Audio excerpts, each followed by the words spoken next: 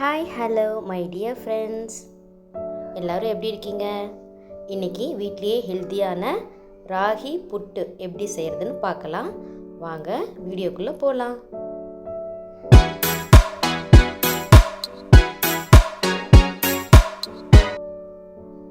First ஒரு mixing Pavul எடுத்துக்கோங்க.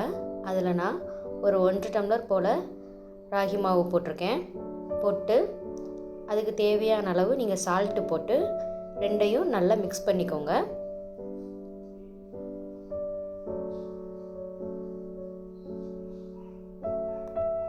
Mix பண்ணிவிட்டு கொஞ்சம் கொஞ்சமாக தண்ணி ஊற்றி நல்லா கிளறிக்கோங்க.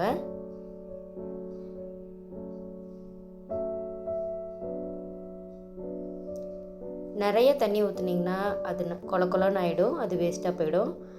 கொஞ்சம் கொஞ்சமாக தண்ணி ஊற்றி நீங்கள் பதம் பார்த்துக்கோங்க. நம்ம கிளற கொஞ்சம் கட்டி கட்டியாக இருக்கும். அந்த கட்டியெல்லாம் நீங்கள் கையிலையே உடச்சி விட்டுக்கலாம். ஃபைனலாக மாவு எடுத்து இப்படி கையில் பிடிச்சி பார்த்தீங்கன்னா இப்படி நிற்கணும். அதுதான் கரெக்டான புட்டு பதம்.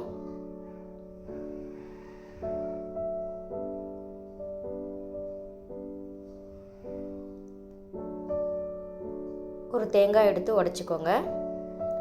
உடச்சி அதை சில்லாக போட்டு நான் மிக்சியில் போட்டு துருவி எடுத்துக்கிட்டேன்.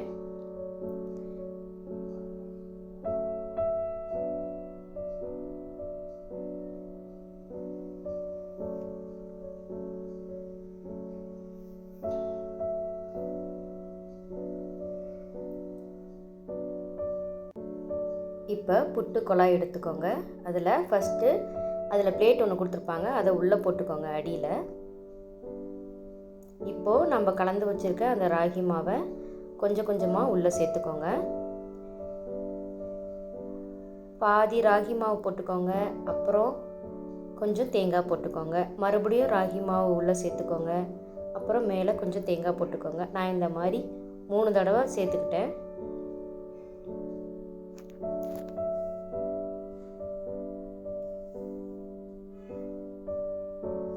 இப்போ புட்டு மாவு குழாவை மூடிட்டு ஒரு பாத்திரத்தில் குக்கரில் தண்ணி வச்சு குக்கரை நல்லா மூடிக்கோங்க.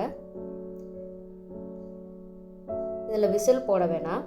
விசில் போட வேண்டிய இடத்துல நம்ம அந்த புட்டு குழாயை இப்படி நேராக வச்சிடணும். கொஞ்ச நேரத்தில் எனக்கு தெரிஞ்சு ஒரு 5 to 7 நிமிஷத்துலையே வெந்துடும். மேலே அந்த ஓட்டையில் ஆவி வருது பாருங்கள். ஆவி வந்தோன்னே இப்படி ஒரு குச்சி விட்டு பார்த்திங்கன்னா உள்ளே ஒட்டாமல் வரணும் புட்டு. அதை பார்த்தோன்னே நம்ம சரி புட்டு வெந்துருச்சுன்னு நம்ம முடிவு பண்ணிக்கலாம். இப்போ பாருங்கள், சுட சுட ஒரு ராகி புட்டு அருமையாக ஹெல்த்தியாக நம்ம வீட்டிலையே செஞ்சு குழந்தைங்களுக்கு கொடுக்கலாம், நம்மளும் சாப்பிட்லாம். சூப்பரான ஒரு பிரேக்ஃபாஸ்ட். வீட்டிலையே செஞ்சு பார்த்து எப்படி இருக்குன்னு எனக்கு கமெண்ட் பண்ணுங்கள். ஓகே, பாய்.